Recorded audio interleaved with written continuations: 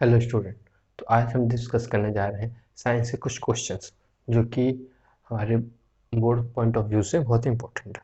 ठीक है, तो मैं कुछ क्वेश्चंस यहाँ पे डिस्कस करूँगा, जिसका आंसर भी बताऊँगा, जिसका सोल्यूशन बताऊँगा। आप लोगों को उन सोल्यूशनों को सुनना है और ये जानना है कि वो क्वेश्चन किस तरह से सॉल्व किया जाएगा। ठीक है, तो सबसे इम्पोर्टेंट है। तो सबसे पहले हम लोग पहला क्वेश्चन देखते हैं, क्योंकि आपको स्क्रीन पर दिख रहा होगा।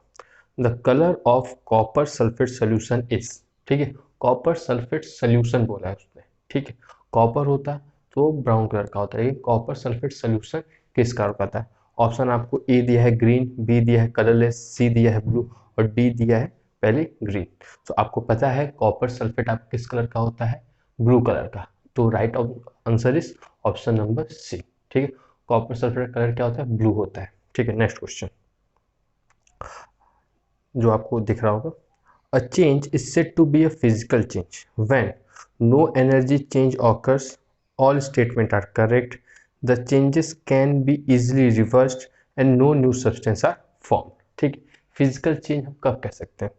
तो उसमें कोई एनर्जी का चेंज नहीं हुआ होगा, उसमें कोई उसका जो चेंज होगा उसको हम रिवर्स नहीं कर सकते। ठीक है, और कोई भी नया सब्सटेंस नहीं फॉर्म होता है। तो ये जो तीनों चीज़ें होती हैं हमारे किस में आती हैं? तीनों हमारे फिजिकल चेंज में आती है। तो option number B, all options are correct और ऑल स्टेटमेंट्स आर करेक्ट। तो ऑप्शन बी आपका जो है वो करेक्ट आंसर है। ठीक है, नेक्स्ट क्वेश्चन जो आपको दिख रहा है, which of the following phenomena is based on atmospheric reflection? Sun appears. ठीक है, ऑप्शन देखते हैं। Sun appears to rise 2 minutes before and 2 minutes later. Stars are seen higher than actually are. Rainbow. The color of the sky is blue. तो atmospheric reflection के कौन कौन से example? सो atmospheric का है रिफ्लेक्शन का, एक है आपका option number A, sun 2 minute पहले राइज हो। तो जो नेक्स्ट क्वेश्चन है बच्चों, वो आपको जो दिख रहा है वो ये है, which of the following phenomena is based on atmospheric reflection. तो आपसे पूछा गया है कि इसमें से कौन सा जो फिनोमिना है वो आपका एटमॉस्फेरिक रिफ्लेक्शन पे बेस्ड है। तो ऑप्शन ए है sun appears to rise 2 minutes before and 2 minutes later. ठीक है, बी है stars appears higher than the actually are, C है रेनबो और डी है blue colour of the sky.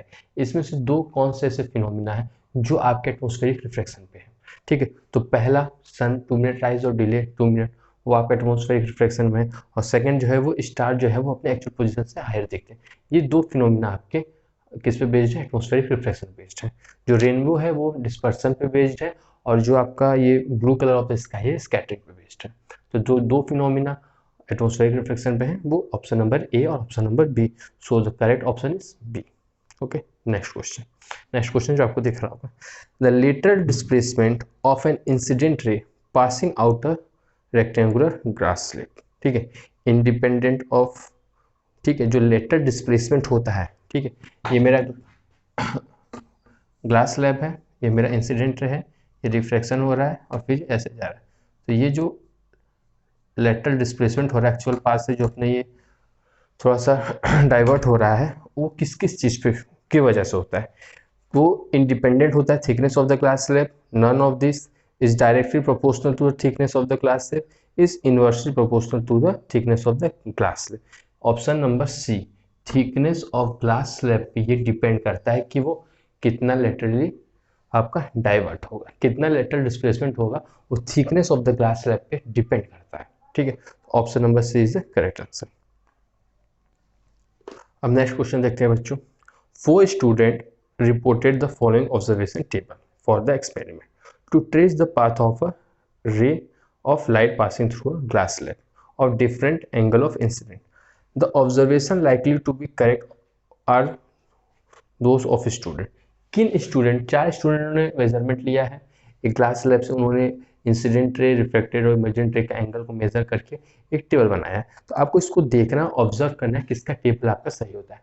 तो पहली चीज़ तो जब भी आप ये ग्लास स्लैब वाला एक्सपेरिमेंट करेंगे तो आपको याद रखना है कि एंगल ऑफ इंसिडेंट हमेशा इक्वल होता है एंगल ऑफ इमर्जेंट के, हमेशा इक्वल होता है एंगल ऑफ इमर्जेंट के। ग्लास स्लैब का पहला एक्सपेरिमेंट इसी के लिए होता है कि angle of incident always equal to angle of emergent.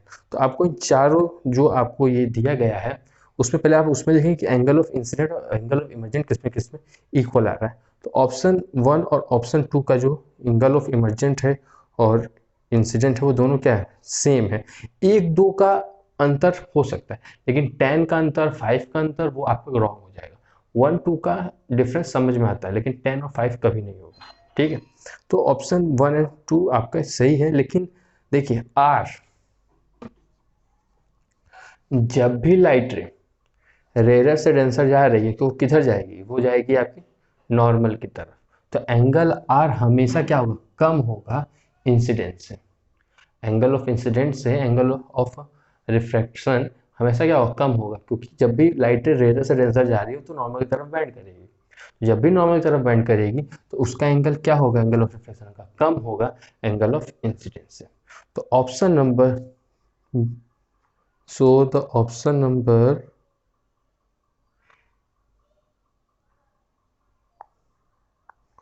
Is, तो option number D, option number D is correct, ठीक है। Okay, option number D is correct. उसमें कौन सा इमेज आपको दिया गया है, सेकंड दिया गया है, तो सेकंड वाला आपका सही है। क्लियर है, देख सकते हैं।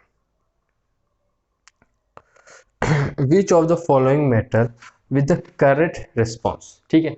आपको एक टेबल दिया गया है, उसमें कुछ मेटल के नाम दिए गए हैं और कुछ मेटल की प्रॉपर्टी दी गई है, तो आपको बताना है कि कौन सा सही है। तो सबसे पहले लिक्विड मेटल, तो आपको पता है लिक्विड मेटल आपका कौन सा है, 1 का डी, मरकुरी आपका लिक्विड मेटल होता है, ठीक है। Best conductor of heat, best conductor of heat कौन सा है आपका, आपका सिल्वर, चुका है। Poorest conductor of heat, poorest conductor of heat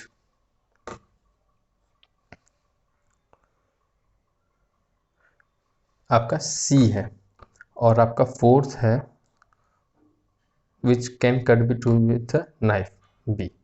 ऐसा मेटल जिसको हम लोग नाइफ से कट कर सकते हैं वो आपका सोडियम है, ठीक है। पुअरेस्ट कंडक्टर ऑफ हीट आपका कौन सा है, लेड है, ठीक है। और बेस्ट कंडक्टर ऑफ हीट आपका कौन सा है, सिल्वर है।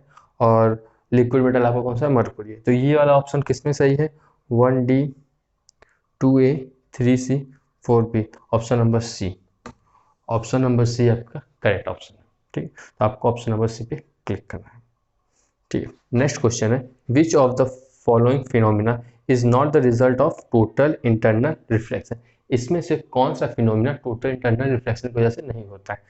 एग्जाम्पल है आपका looming, sparkles of diamond, mirage and twinkling of star. So the correct option is twinkling of star. Twinkling of star total internal reflection की वजह से नहीं होता है, ये एटमॉस्फेरिक रिफ्लेक्शन की वजह से होता है, ठीक है। तो ऑप्शन नंबर डी इज आपका correct answer. Next, phenomena responsible for the twinkling of star, इसके पहले हमने बताया atmospheric reflection, internal reflection, none of this और regular reflection. So correct answer is option number A, atmospheric reflection is the phenomena because of which twinkling of star happens. Next question है बच्चों, which of the following gas is evolved when sodium hydrogen carbonate is heated। तो metal carbonate है, तो metal carbonate को जब भी हम लोग हीट करते हैं तो आपको पता है क्या रिलीज करता है, carbon dioxide. So the correct option is A, A को क्या है, करेक्ट ऑप्शन है। जब भी हम लोग मेटल कार्बोनेट को हीट करेंगे तो क्या रिलीज होता है, कार्बन डाइऑक्साइड गैस रिलीज होती है, ठीक। Next, which of the following, next question is which of the following has an electrovalent bond. Electrovalent bond हम लोग किसको कहते हैं, जब भी कोई भी बॉन्ड बनता है एक मेटल और एक नॉन मेटल के बीच में, उसको हम लोग कौन सा बॉन्ड कहते हैं, इलेक्ट्रोवैलेंट बॉन्ड कहते हैं, ठीक है। तो पहला एसलियम है calcium fluorine, sodium chloride, magnesium oxide और कार्बन डाइऑक्साइड। तो इसमें से कौन सा है, ए एक मेटल नॉन मेटल के साथ है, बी एक मेटल नॉन मेटल के साथ है और सी एक मेटल नॉन मेटल के। तो option number B is your correct answer, because in option number B all this three options are given.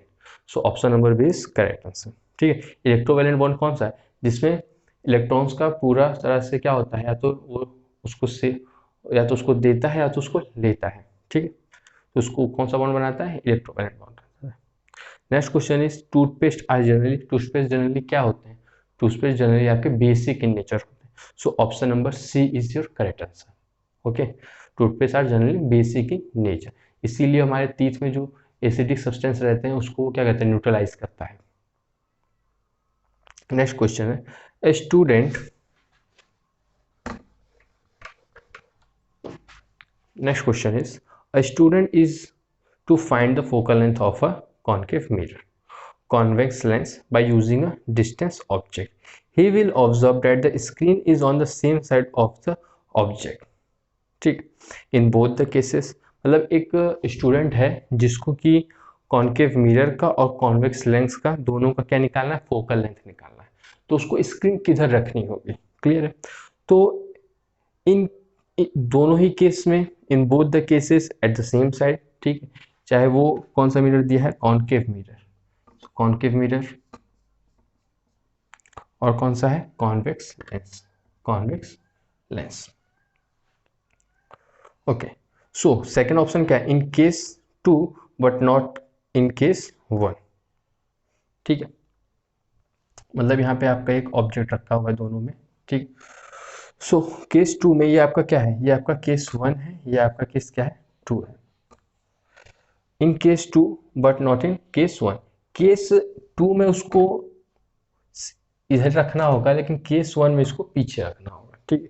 Case 2 में क्या है, इन केस 1 में इसको आगे रखना होगा और इन केस 2 में इसको पीछे रखना होगा, और डी में क्या है, नीदर ऑफ दोस, किसी में भी नहीं रखना होगा। तो हमारा कौन सा ऑप्शन सही है, हमारा ऑप्शन सी सही है। क्यों, क्योंकि मिरर में हमेशा इमेज कहाँ देता है, इन फ्रंट ऑफ, ठीक है। तो जिस साइड ऑब्जेक्ट होगा उसी साइड आपको क्या रखना होगा, इस स्क्रीन रखना होगा कि यहाँ से रिफ्लेक्ट करके आपको यहाँ पे मिले, ठीक है। और लेंस के केस में आपको स्क्रीन कहाँ रखना होगा, पीछे रखना होगा, क्योंकि ये एक ट्रांसपेरेंट मीडियम होता है तो लेंस इसको क्रॉस करती है। तो मिरर के केस में हमेशा फ्रंट में रखा जाता है, और लेंस के केस में हमेशा स्क्रीन को हम कहाँ रखते हैं, पीछे रखते हैं, ठीक है, लेंस के पीछे रखते हैं, क्लियर। Next question,